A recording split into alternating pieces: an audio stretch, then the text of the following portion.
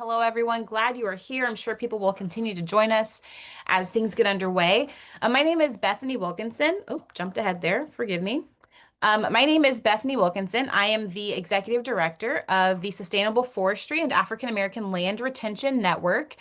We are a network of 7 organizations across the Southeast that are creating a sustainable system of support for rural and African American forest landowners. And here in a moment, I'll share a little bit about who we are and what we do. To those who are just joining us, welcome. Glad you are here. This session is being recorded. You haven't missed much. We just started. But I will keep us moving. So I want to honor your time and honor the time of our presenters today. If you're joining, please drop in the chat where you're calling in from. It's just kind of fun to see if we have old friends, new friends, potential collaborators here on the call with us. So dive in. So this is our first of 4 agroforestry seminars that we are hosting over the course of the next couple of months in partnership with the Agroforestry Coalition.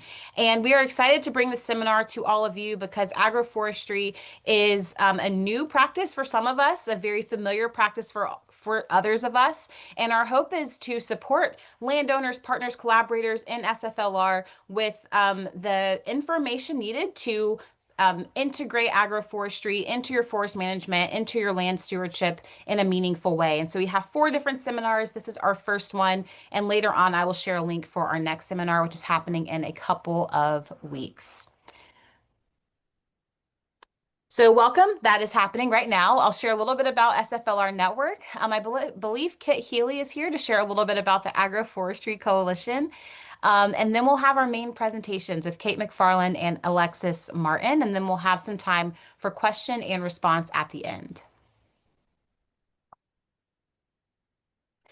So I've already spoken to this some, but a little bit about SFLR. Our network vision is that we envision a world where African American and rural forest landowners are empowered to protect, control, and enhance their land assets through forestry and conservation, all while building a generational legacy of life on the land. I'm not going to read every word here, but high level, our mission is to create a sustainable system of support for African American and rural forest landowners to significantly increase the value of forests through forestry practices, land retention services, and technical assistance. And so across our network sites, there are 7 organizations right now. We work together to convene landowners and forestry leaders, much like we're doing this afternoon, to raise funds to support landowner services and technical assistance on the ground, to train emerging conservation leaders, and to amplify land stories and to advocate for equitable land policies.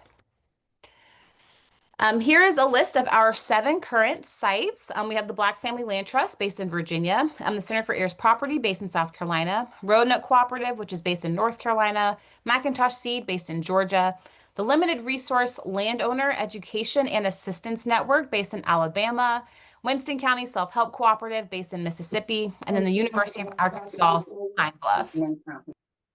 And so again, across our 7 sites, we provide a variety of services to support landowners in sustainably managing their forest land. Those are captured in this diagram on the right. So that's a little bit about SFLR, but now I believe, Kit, you're here. I want to pass it over to Kit for a moment to share about the Agroforestry Coalition, who is our primary partner on this event. Hi, everyone. It's nice to see you all. Thank you, Bethany. We're really excited to be partnering with SFLR on this series. So I will say just a little bit about the Agroforestry Coalition, but first want to make sure to say thank you to Christelle, who I don't know if Christelle Zobish is here today, but I just want to say thank you to Christelle because this was really her idea to kind of launch this partnership, and she brought everybody together and has definitely been the one who has kind of kept asking the good questions about what this could be and how we could make it the most impactful. So thank you for all of that hard work, Christelle, and thank you so much to all of the participants and speakers that we have lined up, and to SFLR for being open to this partnership. So the Agroforestry Coalition, just quickly, we are a network of agroforestry agitators, innovators, and experts working across sectors throughout the United States to scale up agroforestry. We focus on policy, communication, and cross-sector network development to advance research, education, and technical assistance. And so what all of that means in a shorter version is to say that we try to identify the persistent systemic barriers to agroforestry adoption, and then convene working groups that are organized in kind of around 8 different topic areas to try to create solutions and collaborative solutions to overcome some of those persistent barriers to agroforestry adoption. So right now we're at about 250 individual members representing about 120 organizations. We operate 8 working groups that are focused on the topics that are listed here on the slide. And we are present at a lot of different conferences and holding space and convening conversations, as well as incubating projects that come out of the conversation started within the Agroforestry Coalition. So if you're interested in agroforestry, in kind of going a step beyond how do I do this on my land, and more thinking how do I help support and get engaged in agroforestry as a community and as part of a broader land management system, then please be in touch. And I think we have one more slide here, maybe 2. Great. One thing that folks here might be interested in is checking out our website, which there's a QR code here that'll take you to agroforestrycoalition.org.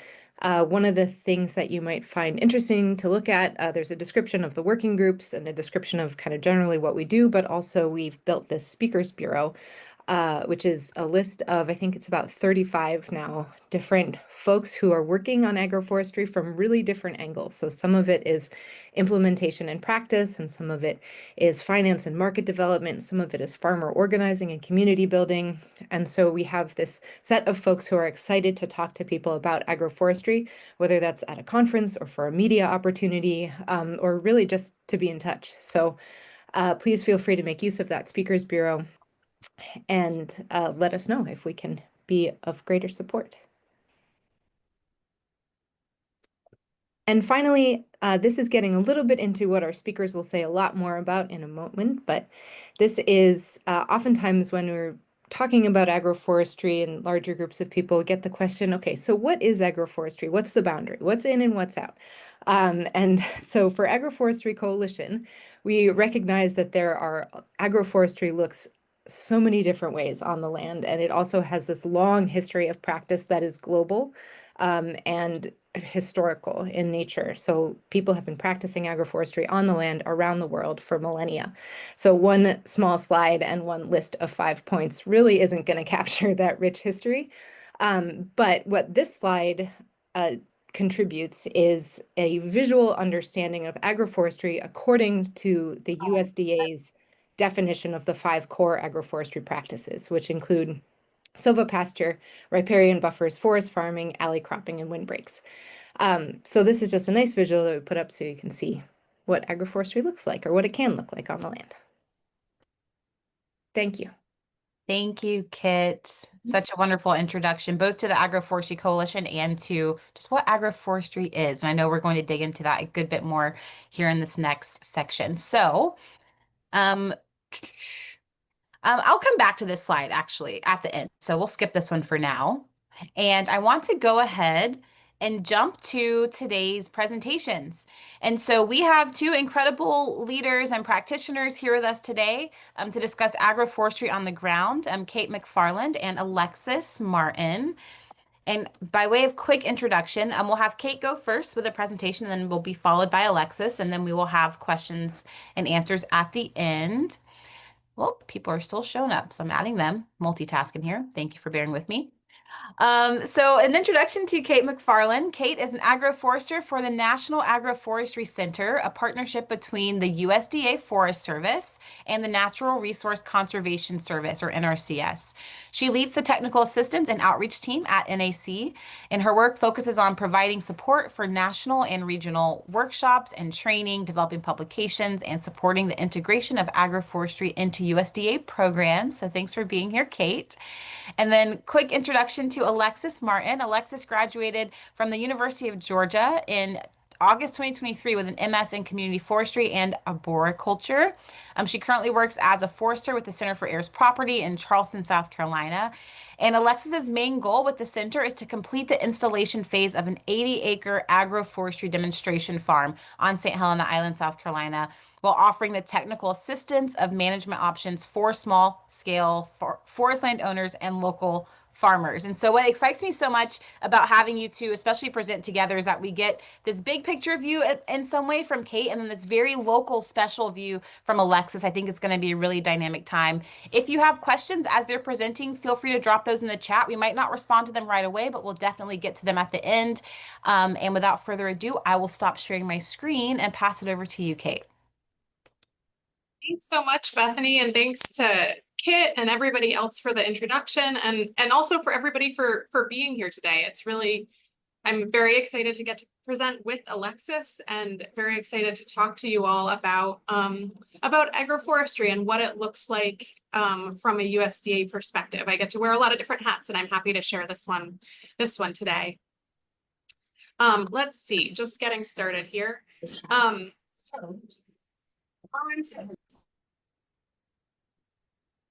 One of the things that I really like about getting to work in agroforestry is that we get to learn so much from farmers, from forest land managers, and for others who are working in agroforestry. And I'm really glad that this webinar series in particular is letting you hear from so many different people, many of whom I've had the privilege of working with over the years, who have different approaches and definitions for different kinds of agroforestry. And I loved Kit's introduction, just sharing those lenses that we look at agroforestry from. And so today, because my talk is about USDA resources for agroforestry, not as much getting into the details of agroforestry, I'll leave some of that to Alexis and to the other presenters through the series. I'm glad you're getting to hear it from all these different speakers. And so I thought it'd be helpful still to start out with a definition from USDA to share a little bit about the perspective I'm coming at in this presentation when I talk about agroforestry. So a few years ago, USDA created a strategic framework to guide its work in agroforestry. And the definition included in the document is up on this slide. It says, the intentional integration of trees or shrubs with crop or animal production to create environmental, economic, and social benefits. And I bring that up front because I think there's a few key terms there that I like thinking about and interacting with a little bit. So one is intentional, right? It's not just we happen to have trees next to crops or we happen to have livestock near trees. It's done on purpose. We're doing some planning there and really thinking about it. I think another really important word in that definition is the integration piece, right? Those trees and crops or those trees and livestock are interacting in some way. And the way they're interacting is to create benefits. We spend a lot of time thinking about these different designs in order to really optimize or maximize those environmental, economic, and social benefits. The other thing I just wanted to point out briefly is the piece around both crop and animal production. I think people sometimes have different ideas about what agroforestry might be, and I think it's important to think about how, you know, it includes both crop production and animal production and also forestry production. It's thinking about all these different pieces together. Just as Kit introduced, I wanted to emphasize from the beginning that agroforestry is not a new practice. It sometimes seems like we're hearing more about agroforestry these days, but it's really been around for a long time. And around the world and in North America, Indigenous communities have long histories of managing crops under forest canopies and managing trees and crops together in different ways. And tribal communities today are using agroforestry related practices to achieve their resource objectives, as you'll get to hear about from Stephanie Gutierrez and James Calabash later in this webinar series. Lots of producers benefit from these Indigenous agroforestry methods and practices. And there's a long history of agroforestry as well. Internationally, both research and practice, especially in the tropics. We have a lot to learn from the tropics, even though we're using different plants and crops. And there's a long history of agroforestry research and practice in the US, especially through some federal programs. So again, I think agroforestry's benefits will be discussed later today by Alexis a little bit and throughout the webinar series, but I wanted to give a preview so that it felt reasonable. It felt interesting to hear about these USDA programs.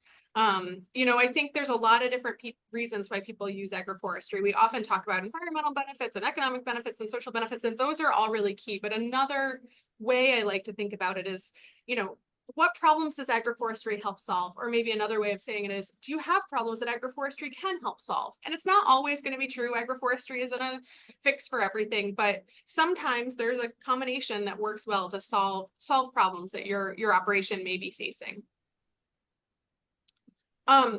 I also wanted to mention up front, you know, we can talk about agroforestry in general, but the most common way that agroforestry is implemented is through specific practices, specific ways of arranging trees and crops or livestock together to get those positive outcomes. And, you know, within temperate North America, the most common agroforestry practices are alley cropping, forest farming, windbreaks, silvopasture, and riparian forest buffers. And again, we have some great future presentations coming up that will really detail what those practices can look like. But I thought it was worth mentioning them early on, just because sometimes people bump into these agroforestry terms more so than the general term of agroforestry. And these are also the ways that the Natural Resource Conservation Service, NRCS, describes agroforestry through specific conservation practice standards, which I'll get into later in the presentation. But just as Kit said earlier, there are so many more agroforestry practices besides these 5. There's so many different ways, as you all can imagine, to combine trees and crops and trees and livestock in different proportions. And when I feel really lucky and get to visit with farmers and forest land managers, I see so often the ways that these different elements are used in creative ways, where you see combinations of different practices and people who are able to make the practices even more multifunctional.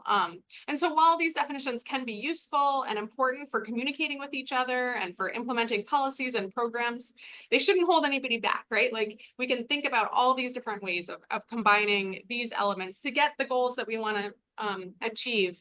And while we can learn from practices, they're not meant to be limiting. So I wanted to also start off with how common agroforestry is. Thanks to all sorts of wonderful farmers filling out the Census of Agriculture, we have some new information about this.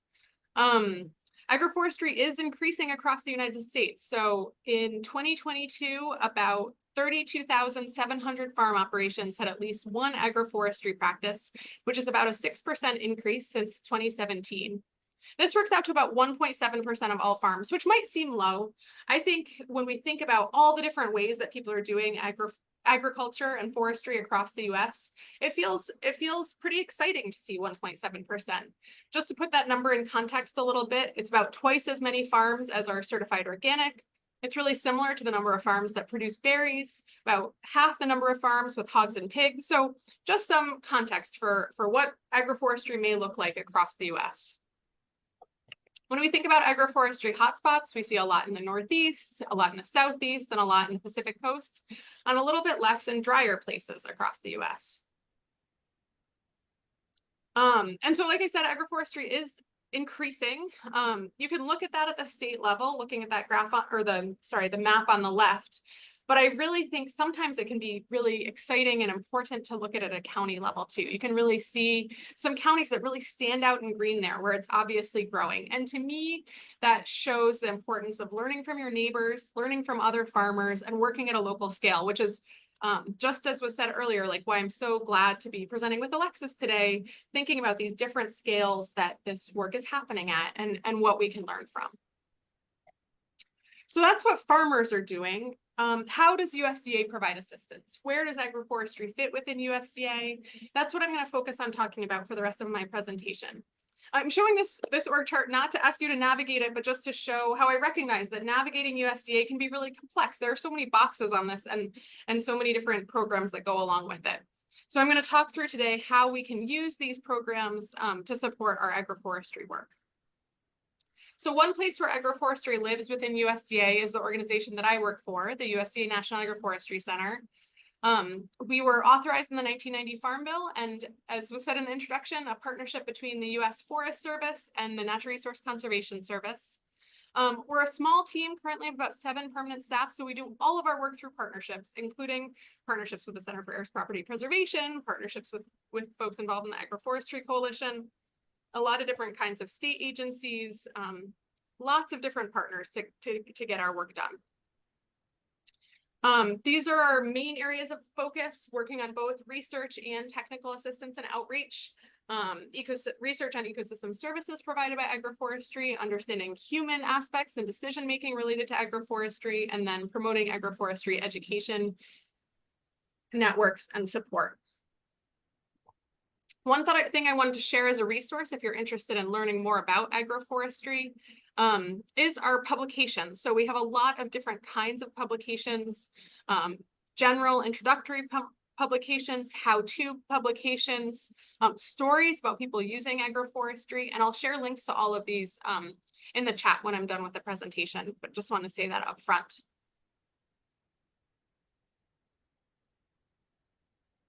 Another thing that we offer is regional examples. Sometimes I think we just want to read about other farmers or forest land managers who are doing agroforestry. So over the last few years, we worked with partner organizations to develop case studies, videos, and other resources to really describe what agroforestry looks like on the ground.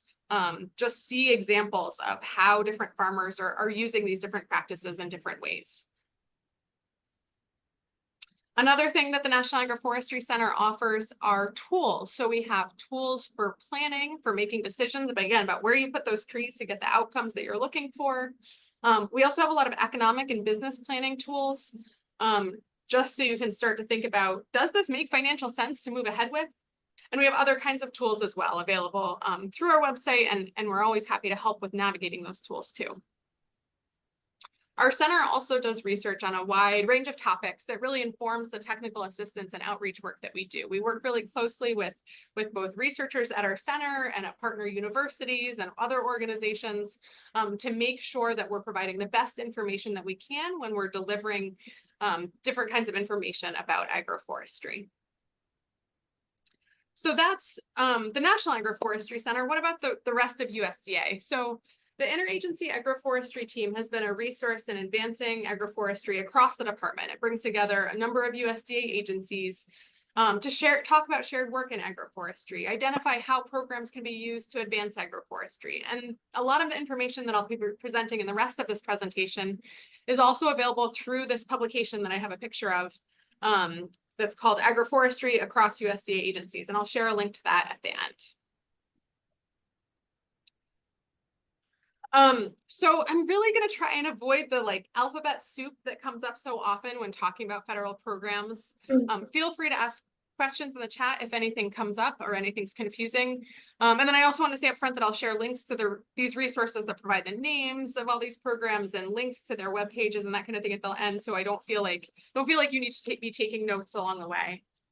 So when I think about this alphabet soup of federal programs, one way that I try to overcome those acronym problems is try and understand what these programs actually do, is trying to understand where in a farmer's supply chain the program is most relevant.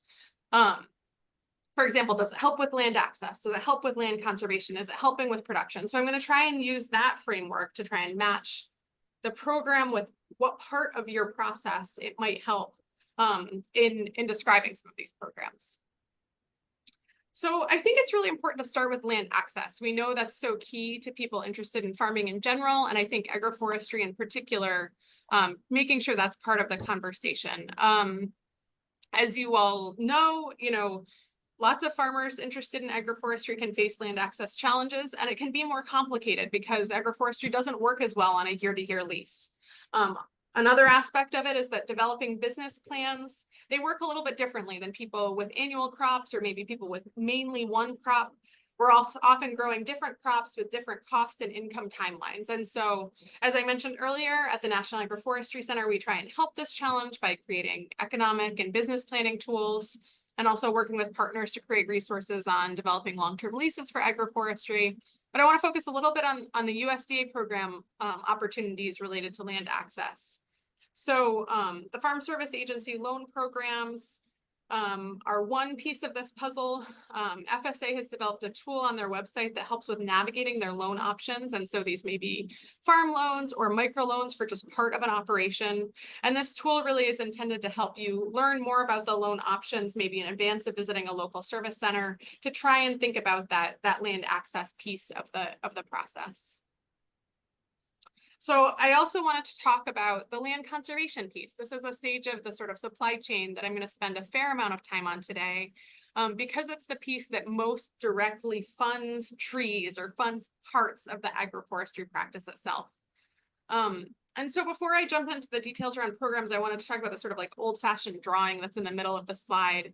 I think when we think about agroforestry, it's really similar to a lot of different activities that we do with the land, on the land.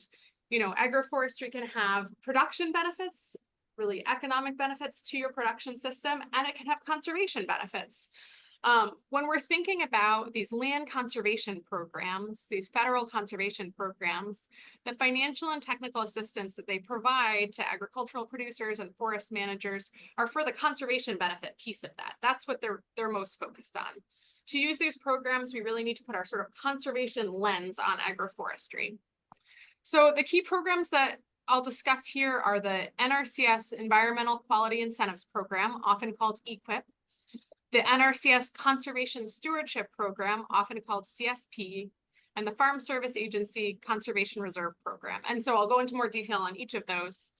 I also wanted to mention up front that for people who work with technical assistance and people who are really interested in these conservation benefits of agroforestry, maybe especially in states where NRCS doesn't currently offer support for agroforestry practices through EQIP, both the Regional Conservation Partnership Program and the Conservation Innovation Programs can be really useful in advancing support for these practices. And we have a lot of great examples within the agroforestry community about how these programs have been used to support agroforestry.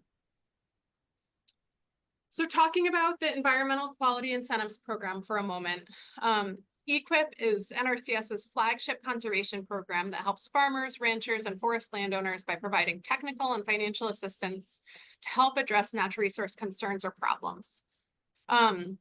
Within this program, if there's not a problem that you're trying to solve, the program may not be a good fit. And the financial assistance is available to cover part, but not all, of the cost of implementing the practice. So how does this actually work? So NRCS, as many of you probably know, NRCS uses a conservation planning process that starts with identifying those problems and opportunities and continues through actually implementing and evaluating the plan. And if working through NRCS, this process identifies natural resource concerns that could be addressed through these agroforestry conservation practices, there's an opportunity for finding support for agroforestry practices through the EQIP program. So what does this actually look like for agroforestry? I think sometimes it can be confusing. NRCS has these conservation practice standards that describe each agroforestry practice in the context of their programs. So these definitions are not going to be the same as other agroforestry definitions that you've heard or will hear about in the series. They're not even the definitions that I use when I'm not talking about this program. It's really like, what is silvopasture for conservation? Sometimes states will further define or refine the conservation practice standard to create something that's more specific about tree species or spacing that's really relevant within that state, relevant to that ecosystem. And within all those, for example, silvopasture systems that might meet those goals, only a subset are funded because funds through NRCS focus on the key natural resource priorities for that state. And not every state is going to offer support for every practice, but instead they respond to what's most needed in their state, which is discussed within state technical committee meetings, which are open to the public and are a key opportunity for engagement if people are interested in seeing more agroforestry support from NRCS. So here are the agroforestry practices that go with the 5 most common temperate agroforestry practices. These are the conservation practice standard names and numbers, always complicated sometimes. So we have silvopasture, managing trees, livestock, and forage production on the same parcel of land. Windbreaks, which is planting rows of single or multiple trees or shrubs that can redirect or modify the wind or be established for other environmental purposes. Alley cropping, growing crops in the alleys between rows of trees. Riparian forest buffers, which are natural or planted trees, shrubs, and grasses adjacent to water bodies. And forest farming, the intentional cultivation of non-timber forest products under a managed canopy. So those are the NRCS framing of these practices.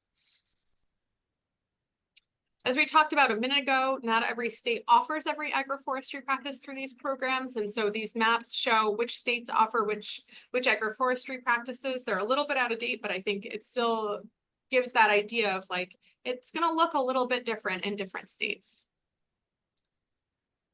In addition, there's also other practices that can support agroforestry on farms or in the woods.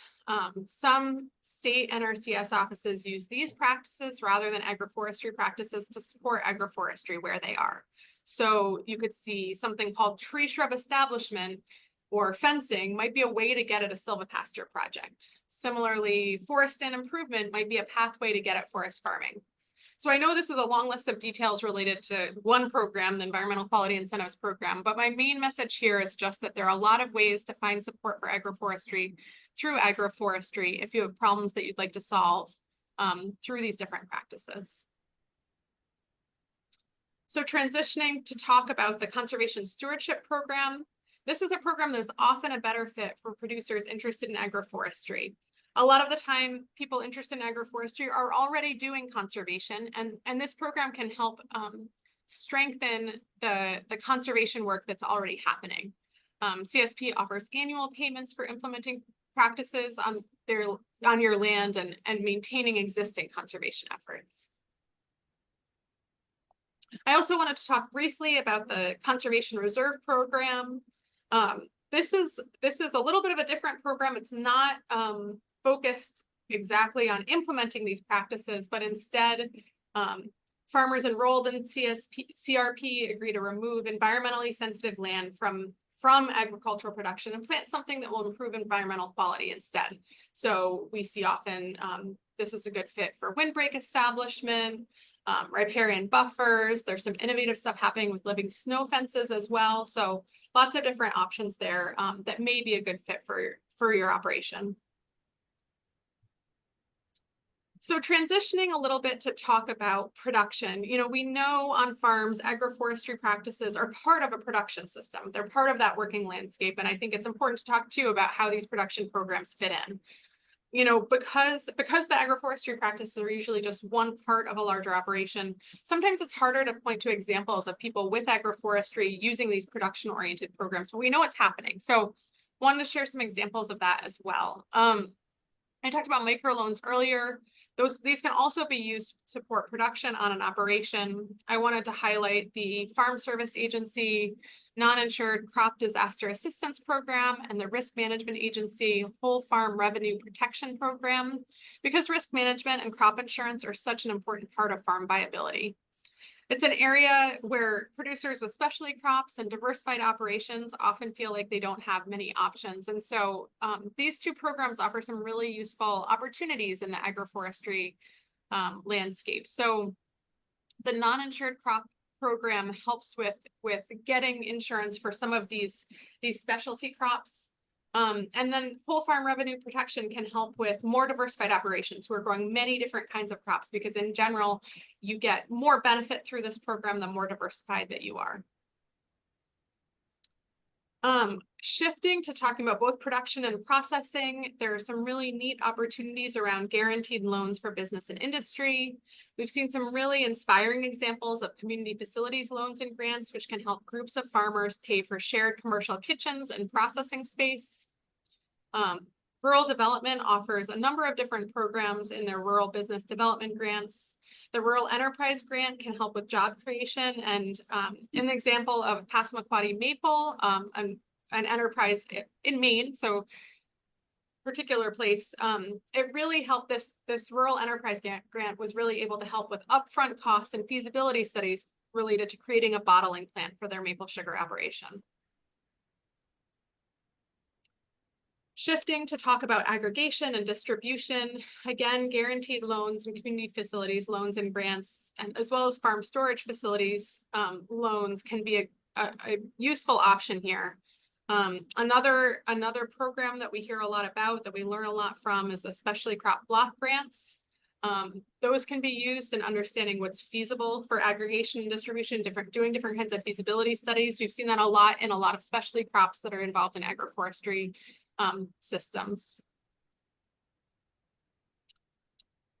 Shifting to markets and consumers, many of the programs that focus on markets and consumers are designed for local government, farmers market managers, or schools, but we've seen examples of farmers working with local government to grow markets for specialty crops produced in agroforestry systems. So I'm going to briefly share some examples of how people have used these programs. Many of these little case studies, these one-slide case studies that I'm sharing, were published in this Marketing Agroforestry Products Lessons from Producers publication that was completed a couple of years ago. And I'll share the link to that longer publication later on. This example is the Hawaii Ulu Cooperative, the Hawaii Breadfruit Cooperative. You know, they got started because most farms in Hawaii are small, including those that are growing breadfruit, which can make it challenging to supply large volumes to hotels and restaurants.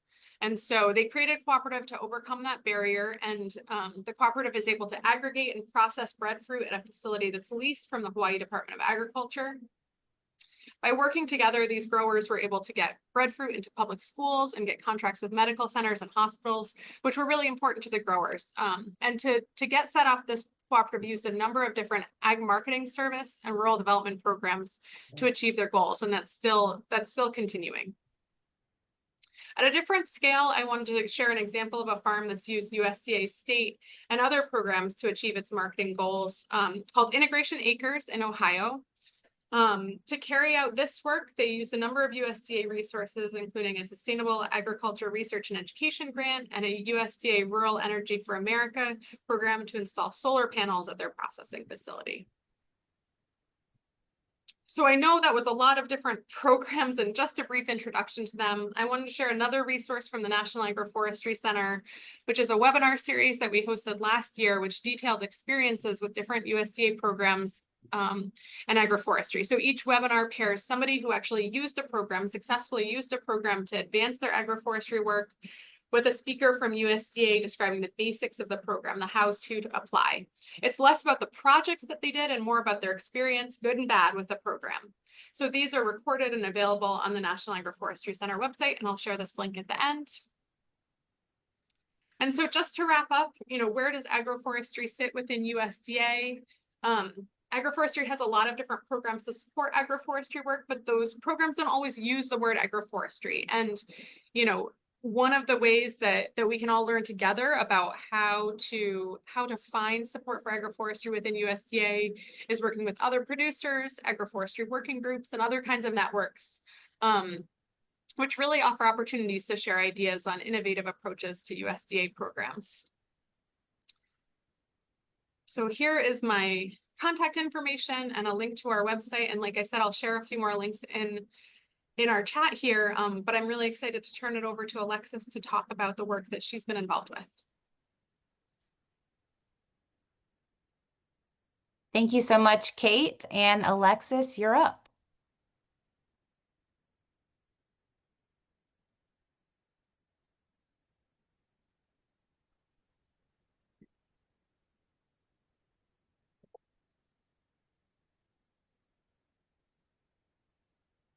And I think you were muted a second ago, so I'm just saying that in case you didn't catch it. Yeah.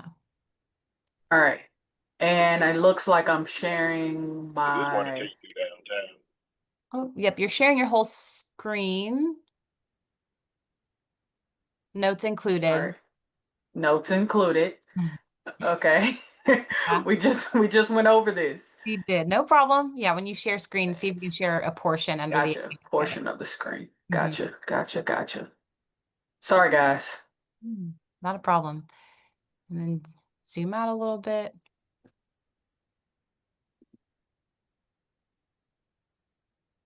Couldn't interrupt your presentation, Kate, and set this up previously. All right. Okay, guys. All right. I'm ready now. Great. All set. All right. Start timer. Okay. So is it still sharing? Yep. No? You're good to go. We can see the whole thing. We're good. Oh, we can see what we're good to supposed go? to see. Okay. Well, I can't. All right. I think we're good. Okay, so I think we've already done the welcome. Welcome to Agroforestry on the Ground, everyone. I'm really grateful that SFLR and the Agroforestry Coalition have put this together and are collaborating. It's good to see. I am Alexis Martin, and I'm your presenter for this half of the presentation. I'm a forester with the Center for Heirs Property as a as I was introduced earlier, and I have a lot of information to share today, and I'm prepared to deliver it at mind-numbing speed. So hold on to your seats. All right. So, okay, today I want to highlight agroforestry on the ground. I want to explain how agroforestry aligns with our mission at CHIP. I want to show how agroforestry can be used as a tool with more broad goals in mind. I want to show examples of agroforestry within our landowner network. And I kind of want to touch a little bit on the difference between rural and urban agroforestry by introducing our Charleston County Settlement Community Grant that we just started. That's how we'll be supporting agroforestry and local food systems through community application. And so just to kind of give an introduction, lay a foundation, give some background. We typically offer forestry services at the center, but and those are traditional forestry services. But with markets cooling down and smaller acreage landowners wanting assistance, there is room for alternative land use options like agroforestry to enter the conversation. And so we have a demonstration forest where we kind of show different parts of stand management. We host youth education and engagement workshops. And we also have an agroforestry demonstration farm, which is meant to be a library of land use options for our landowners. And I'll get more into that later in the presentation. And the agroforestry demonstration site, it was actually acquired to combat development. So the property went up for sale. Some conservation banks got together, purchased the property, and gave it to the Center for Heirs Property for management. And so we got an agroforestry site plan completed. That was done in December of 2023 by Steve Richards and Mike Snow. And now we're in the implementation phase. We're kind of trying to get water, electricity. We've started to install the community garden, the community food forest. We work with the National Agroforestry Center. We work with the Nature Conservancy and the USDA NRCS. So yeah. But today I'm here to show to kind of focus on agroforestry as a tool, not necessarily a lesson. I know Kate mentioned that, I might get into the benefits of agroforestry. Actually, you may be able to see some benefit as I go through this, but I want to show agroforestry and what it looks like through examples. I want to show a little bit deeper, get a deeper look at agroforestry and how it can support small landowners and protect ecosystems and build local economies. So it just means that we have to step outside or beyond the practices themselves and look at who is doing the work, what cultural or historical context they bring, and how we can support them without requiring them to change their language or identity to access funding. And so the majority of this, well, I'll start with St. Helena Island. Many landowners on St. Helena Island, they have working lands. They have small homesteads, gardens, they have livestock, cultural practices passed down through generations. But some of them might not consider them quote unquote agroforestry as mentioned earlier. But these operations, they stack enterprises, they steward land with intention. That's one of the key criteria of agroforestry, doing it intentionally, and they rely on deep-rooted knowledge and local resilience. I want to show agroforestry as a catalyst for local economic and food system resilience.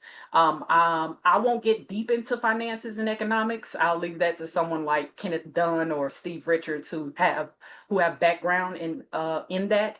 I want to show agroforestry on the ground on real farms with real people who are making it work. And to do that, I'm going to start with telling a story.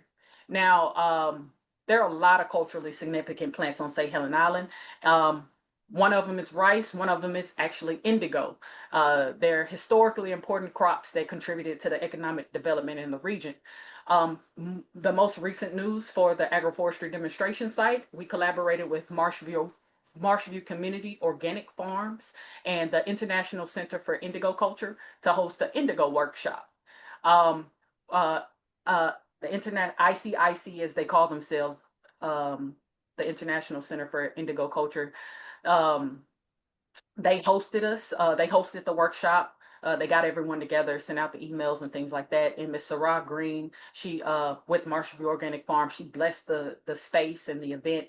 And we had folks from North Carolina and Georgia come to support the initiative as well. We had Precious Jennings with Align the Fibers. They donated all of our indigo seed. Big shout out to her. On the left, you'll see seed in the hole, regular to kind of similar to what you'll see on the next slide. And then on the right, we have 16 grams of processed seed. So it's removed from the hole.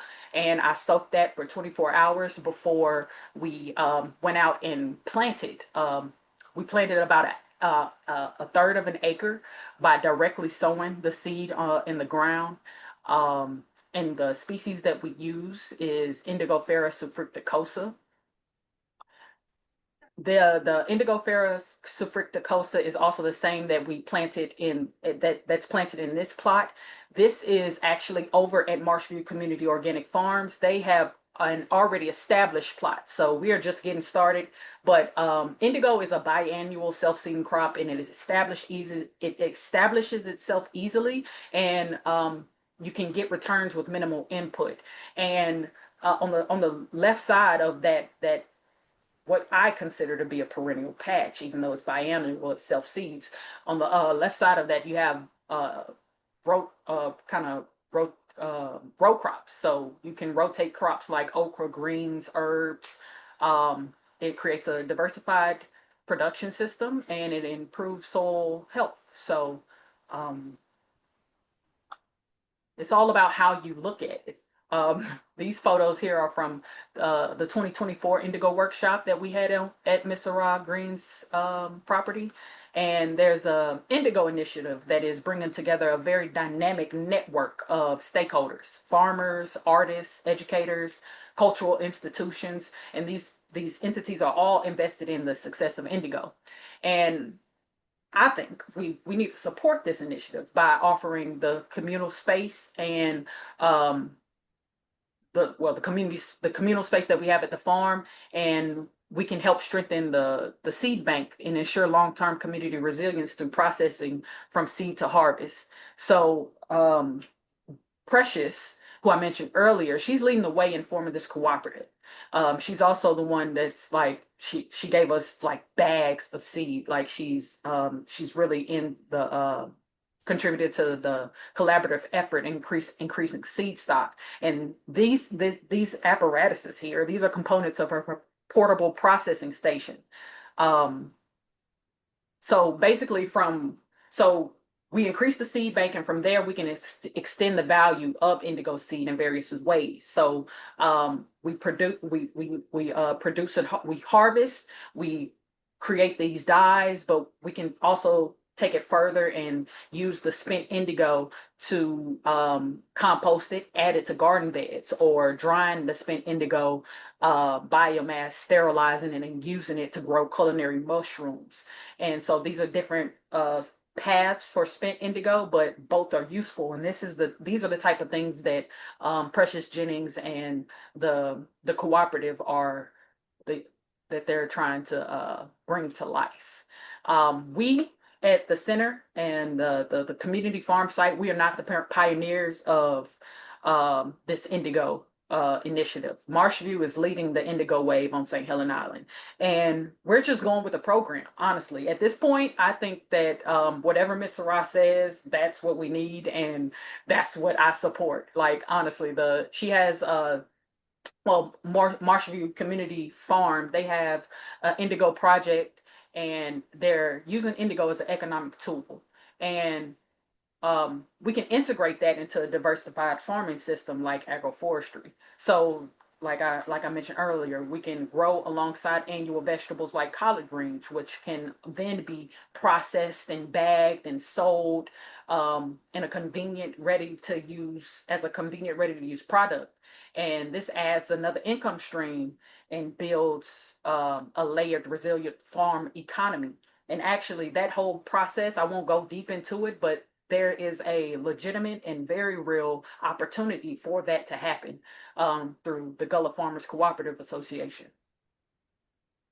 But so by growing indigo, this one crop, you can activate a full spectrum system. This is important to note that the scale of production needed to turn it's important to note the scale of production needed to turn a profit with indigo. Indigo is required to be produced at scale in order to produce the pigment, which is this indigo powder, which is suitable for selling. And in how we can support that is by investing in small scale processing infrastructure. From that, we can create a foundation for value added product development, from the dye to the artistic textiles like these scarves and some other things that I'll show in a second. But Precious this is Precious right here. See right there. She's sharing with us different methods of dyeing fabrics. And just take a look at the infrastructure that we commune at. We were also catered by Gullah Grub in this area, which is another way that these workshops or workshops in general can aid in the local economy. That's kind of what I'm highlighting. But also during this workshop, we had a lot of indigo chemistry from Farmer Bernard with Nebeday Farms in Indian Creek, North Carolina. He provided the mud that you see on the left, and we used that mud to create the vat that you see him stirring on the right. Farmer Bernard, he sells indigo wine. He makes teas, syrups, and other products out of the plants that he grows on his farm. And yeah, this is actually the photo on the right. You see that cloth, that yellow, the yellow color. That's what it comes out when it comes out the vat. It's yellow, and then the oxidation process actually turns the fabric blue. And so there's a lot of chemistry that can be involved. There's an opportunity to teach the youth in the community about these dyeing methods, the chemistry associated with it, and the artistic and scientific principles of dyeing with natural pigments, dyeing with natural plants. So it's worth taking a closer look at what communities need locally. We can add, we can support the initiatives that are already in place, and this Indigo Cooperative is one way we can do that. Ms. Sarah has mentioned several times on different occasions the need for processing space. So this is how we can support communities' established initiatives. I share this story so we can look deeper into agroforestry on the ground, not only as an ecological practice, but as a tool for economic development, workforce empowerment, equitable food access. By supporting agroforestry systems, we invest in a circular, community-rooted economy that values land, labor, and legacy. That photo on the right is actually he's an artist, so he made that piece of clothing, that jacket, and he used fabrics that were dyed with indigo.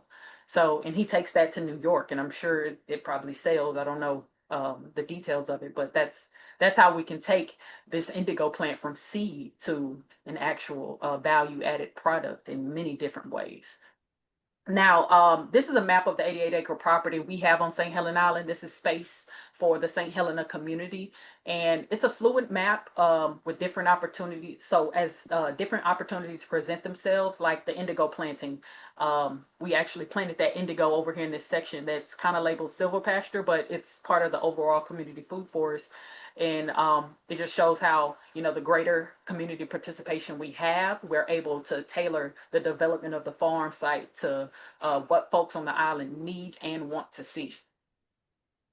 Now, whether intentionally or unintentionally, part of our method of agroforestry establishment on this site is to let it just naturally regenerate with the native species, and going through and seeing what we have and carving through, removing undesirables and kind of loving on the species that are that can be useful. This area here is the forest edge of the riparian buffer between the marsh and a recently planted longleaf stand that we have. And this is another forest edge. This is a forest buffer between the road and the community food forest. And I know I'm using all this jargon, but what's interesting about this forest edge here is that we actually found some indigo, native indigo, on the edge of this forest buffer. And so this species here is actually Indigo Fera tinctoria. It's a true indigo, native indigo, and it can also be used to dye fabrics. The dye can be extracted. So that's a desirable that we want to cultivate on site. If you can see, there's a lot of room for plant identification, species assessment. And coming up, I'm going to show a few of the different species that we already have on site, going back to kind of like how agroforestry demonstrates, or how you can establish agroforestry. You can use what's already there.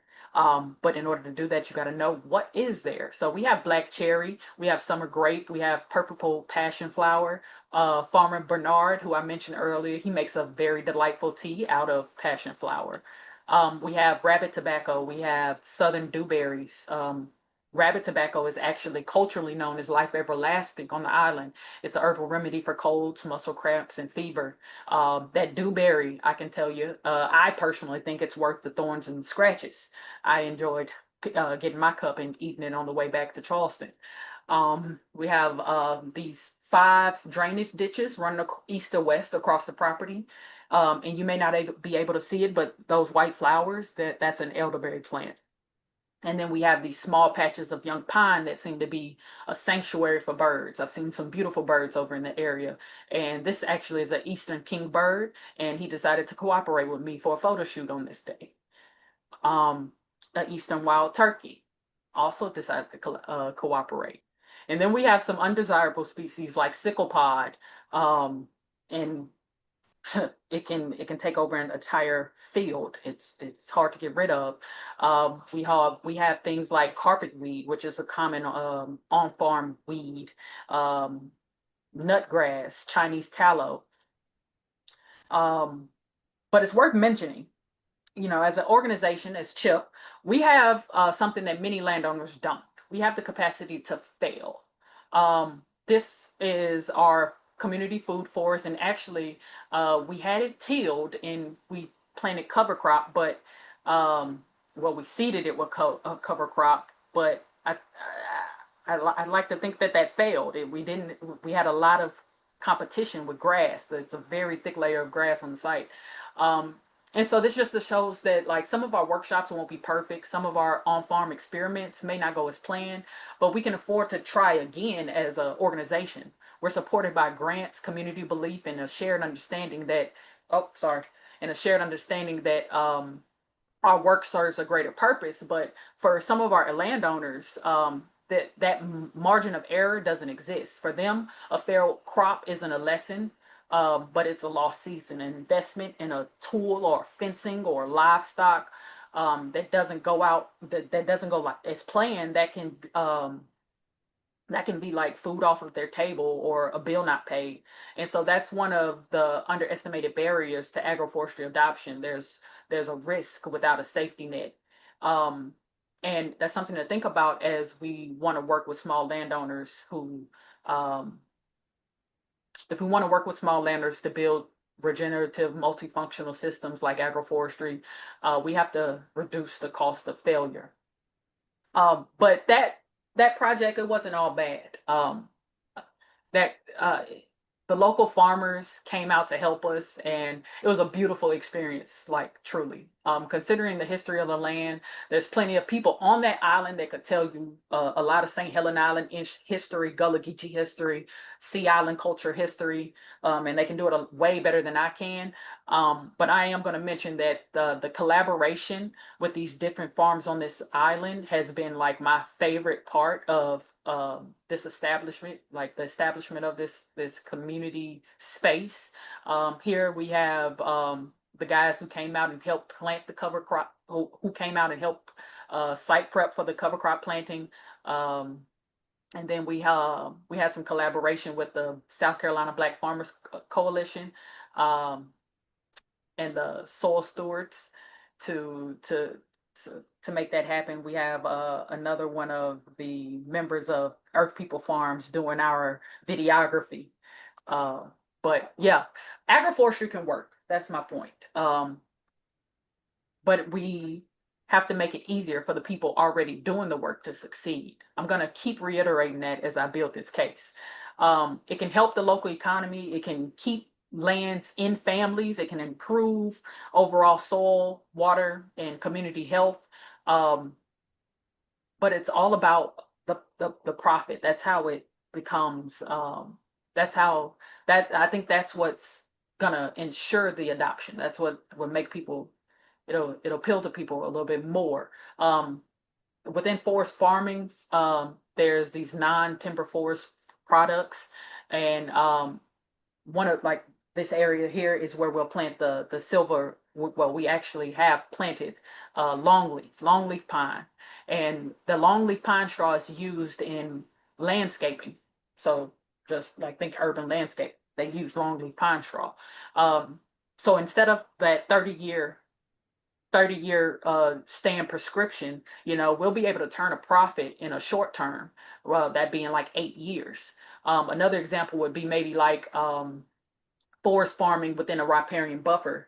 I know the NRCS has asked us if we have any connections with sweetgrass, right? So they make baskets out of sweetgrass. If we were to find sweetgrass in our natural buffer, we could cultivate that crop and harvest it and nurture it and spread it. And that non-timber forest product could get turned into a sweetgrass basket. And I've seen those in Charleston in the city go for $4,000. So it's worth it, The Nature Conservancy actually launched a project in 2023 to expand agroforestry plantings. It was a 5-year project designed to catalyze significant private investments into the agroforestry industry while increasing producers' incomes. But that initiative was terminated with the Climate Smart Commodities project. But that doesn't mean the work has stopped.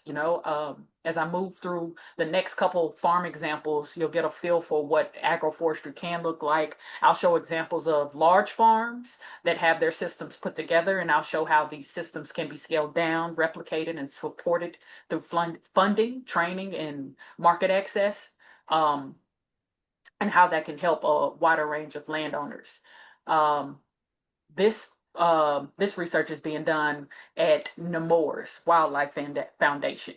Nemours is a nonprofit site. They're not far from where we have our community farm. They have about 200 cows grazing on a large acreage rotational grazing system, but they don't want to call it silver pasture. They call it eco pasture. It's their eco pasture initiative. I like to think of it as a beefed up silver pasture system, but sorry if that joke did not take well. But what I find interesting is their virtual fencing system. That's worth taking a closer look at. They have I won't go into that, but I like their virtual fencing system.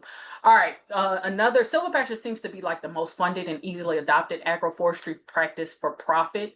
Our main contact for silvopasture is Corinne Wright with Lightning Rock Farms. She spoke at our landowner symposium in last year in 2024. Her and her family are utilizing programs like what Kate mentioned, SARE, and EQIP, and her farm practice is regenerative agriculture through rotational grazing, a multi-species animal husbandry operation that emphasizes soil health.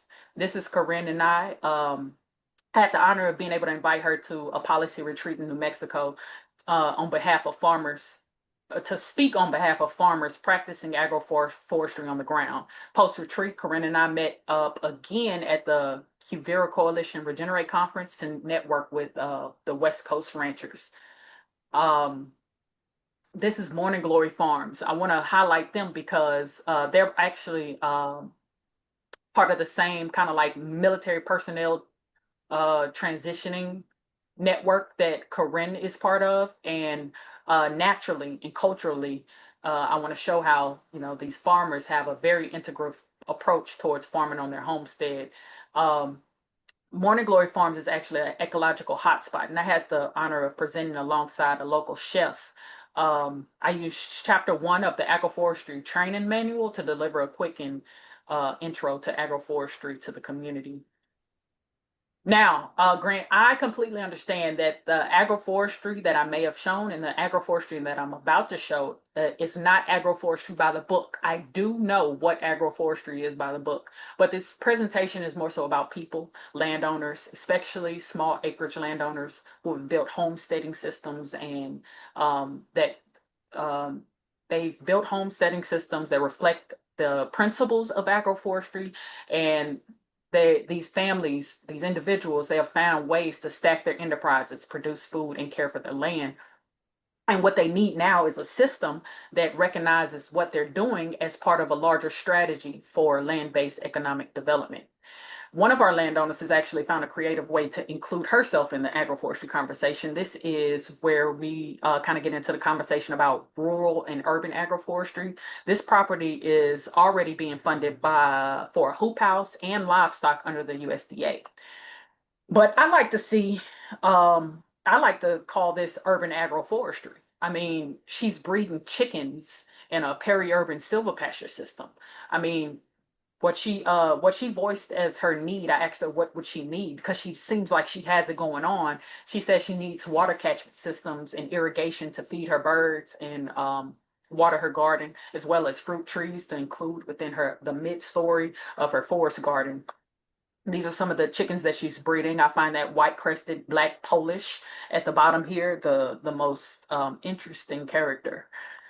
Um, this is a farm. It's more rural, but it's still similar acreage, small acreage, similar to the last property I just showed you. But he grows and processes Michon pigs for pork. I don't know what his market network looks like, but I've been to his farm and I've worked with what he has, and I can tell you he works with what he has, and he already utilizes federal funding. I think further access to capital would make his operation even more secure. This here is a 100-acre island in Beaufort County.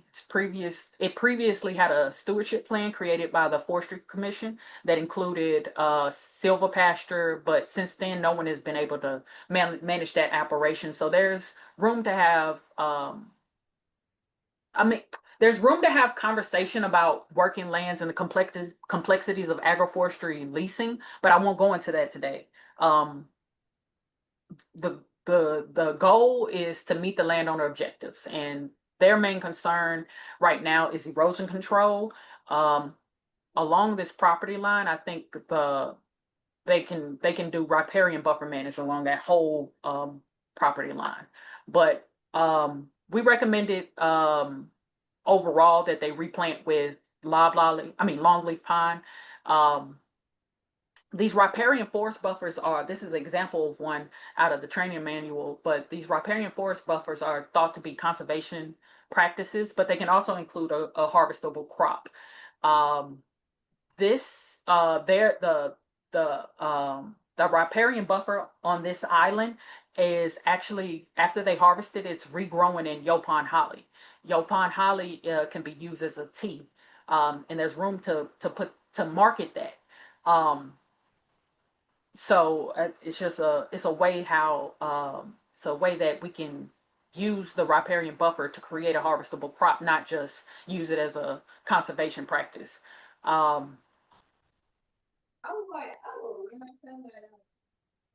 The erosion control that they're where you would typically use like riprap or riparian plants for that streamside restoration. This is interesting because they're eligible to install a living shoreline using oyster reefs. I don't know much about that, but I got these photos. I took these photos at a workshop that I went to with the Sea Grant Consortium. Now, Kit spoke on this earlier today. We actually have a mutual contact, Shirley Sherrod, with the Sherrod Institute. They have 200 acres of pecans in an orchard and a nursery. And I'm showing this because this is like a mass production system, but this and the next example that I'm gonna show you, it shows opportunity for these established systems, these successful established systems, to adopt more synergistic management approaches. So again, this is another nut production example. They're in upstate South Carolina in the Ridge Springs area, and they've added value to what they produce, and also further monetize their production operation by offering tours of their farm. Again, stacking enterprises. This is bagged pecans and pecan oil. Those are successful farm enterprises, but they could benefit from a diverse system by enhancing an already profitable operation.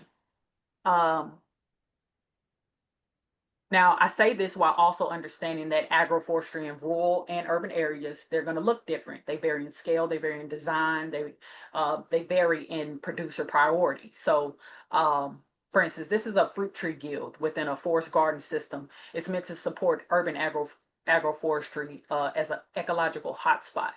But within a rural system, like we saw with the nut farms, the large scale extensive farming for profit is prioritized by those farmers and ranchers rather than putting a lot of plants. But I think this could work.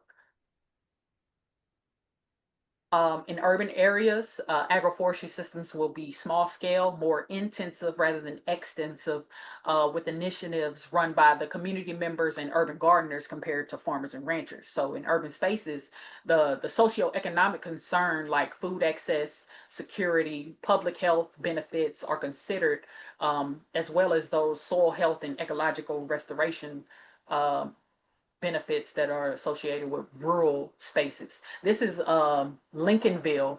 It is it's in the service area that we are, and I know my time is running, but Lincolnville is in our service area for the Charleston County Settlement Community Grant.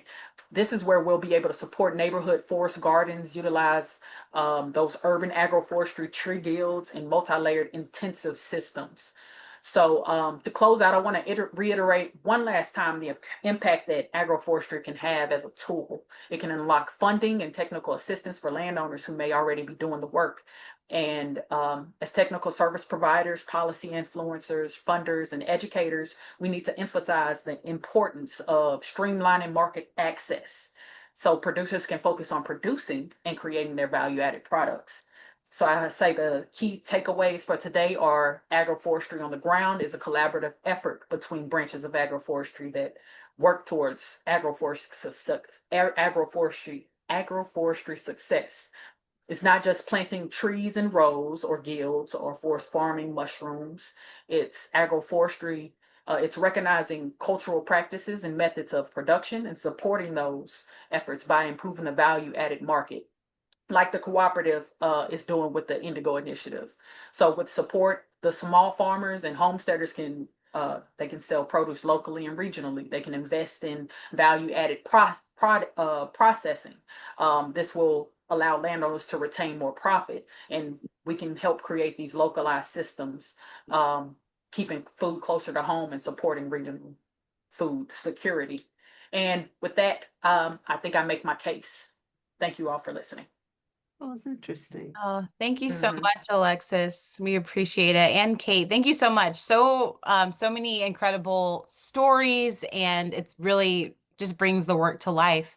The floor is open now for any questions that you all have for Kate or for Alexis. You can drop your questions in the chat. You can raise your hand and I'll come to you that way. Or you can simply come off mute. And so we have the floor open for any questions for Kate or Alexis.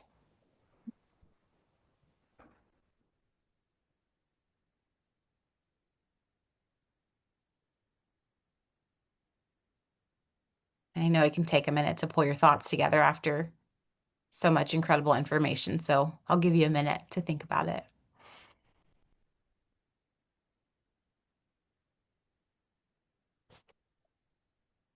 Okay, see a question in the chat here. How would you incorporate this into a forest management plan? And I think perhaps you both can respond to that one, but how would you incorporate some of these ideas, some of these practices into a current forest management plan? Well, agroforestry and a management plan looks like a business plan. So it's not just putting the practice, it's not just putting the practices out. I mean, that's part of it, but it's also um, building a using those resources to show how income can be generated from these practices. So it's not simply just it's similar to a business plan. That's helpful. Thank you, Alexis. Kate? Yeah, I think Alexis is exactly right. I think there's an opportunity within forest management plans to include, think beyond the timber, right? Think more holistically and think about the economic opportunities there. And I think a forest management plan can be such a neat setting for having those conversations because you're already thinking about sort of the ecological context that you're thinking about that understory with it. And so it's a place to be like, hey, what else do I want to do with it? What else is a good fit for this land and a good fit for the land manager too, and their skills and interests and family and history and all of that. And so I think it's bringing all those different threads together. And it's funny sometimes when things that feel bureaucratic, like management plans, can actually be this space of like creativity and thinking. I'll share a publication too that we worked on about exactly that question, not maybe all of agroforestry, but thinking about the non-timber forest products part of agroforestry and forest stewardship plans too. So. Great, thank you. Another question in the chat says, what types of soil and temperature conditions are conducive to pecan, that's how I say it, pecan or pecan farming? This is a possible avenue of making money and selling locally.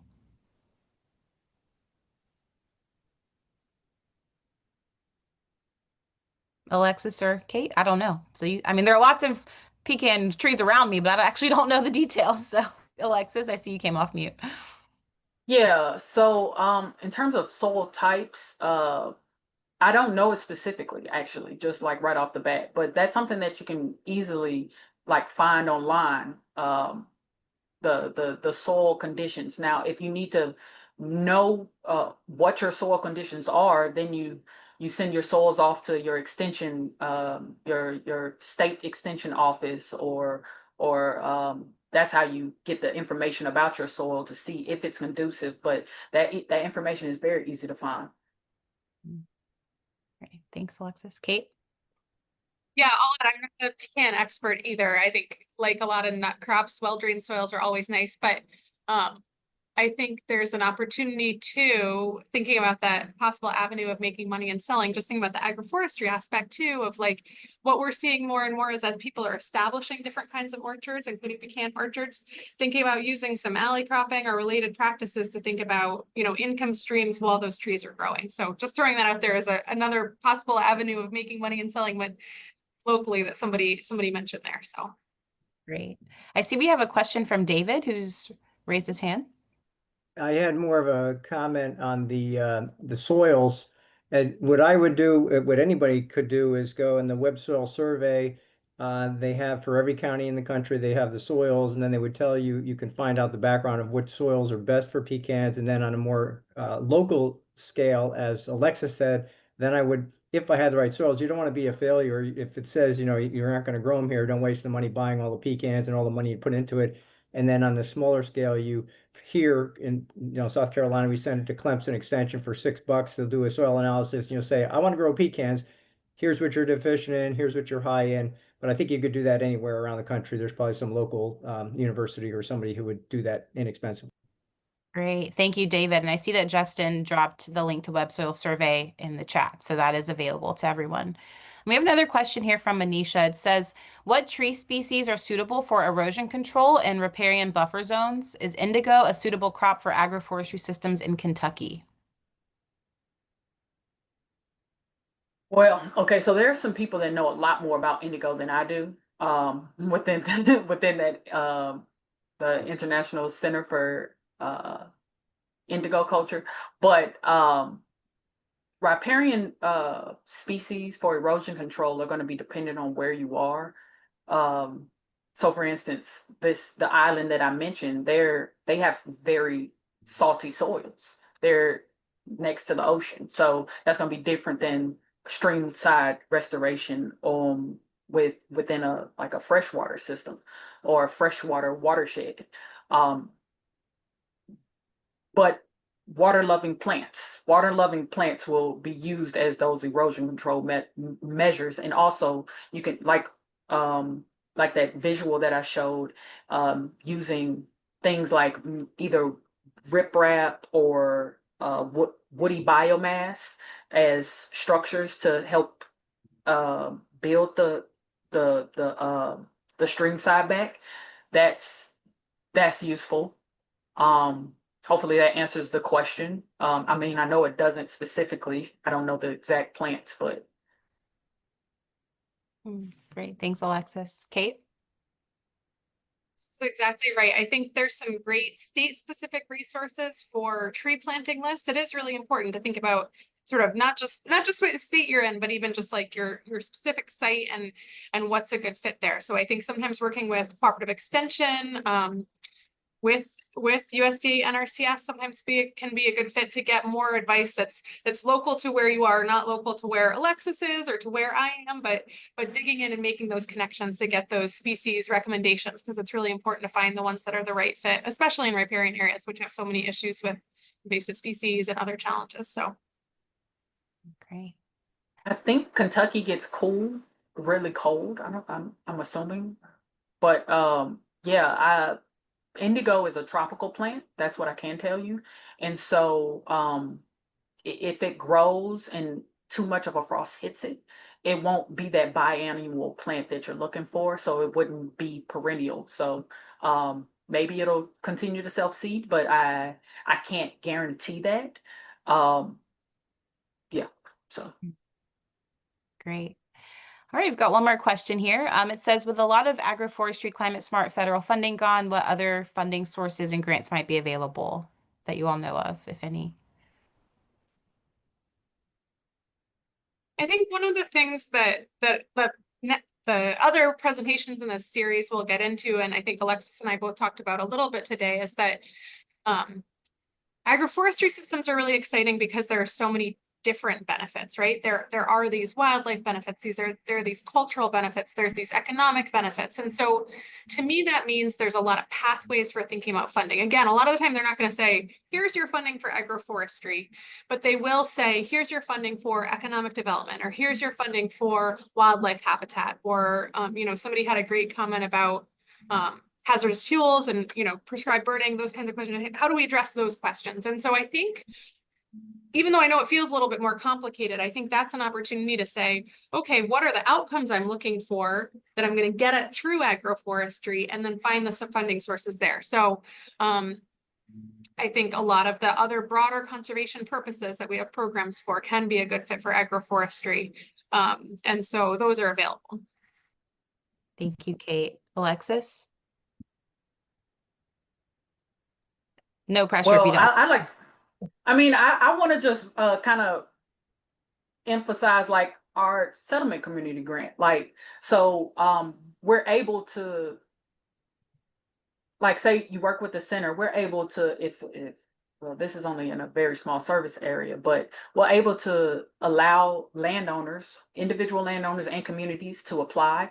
And from there, they get funding to install. So like, say they have a community garden, we can help support them in making it building tree guilds, planting trees and other plants around them. Like, that's a source of funding, supporting organizations that support landowners. That's, I don't know, it's a way to do it.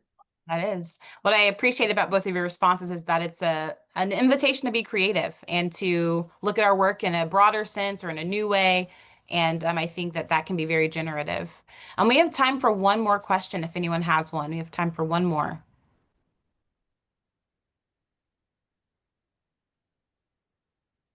All right. Well, Well, thank you so much, Kate and Alexis, for being here. I've learned a tremendous amount from you over the past hour or so. And thank you to Kit and Christelle with the Agroforestry Coalition. I also didn't name this earlier. This series has been made possible by the Volganol Climate Initiative. And so just thank you to our partners and thanks to all of you for being here.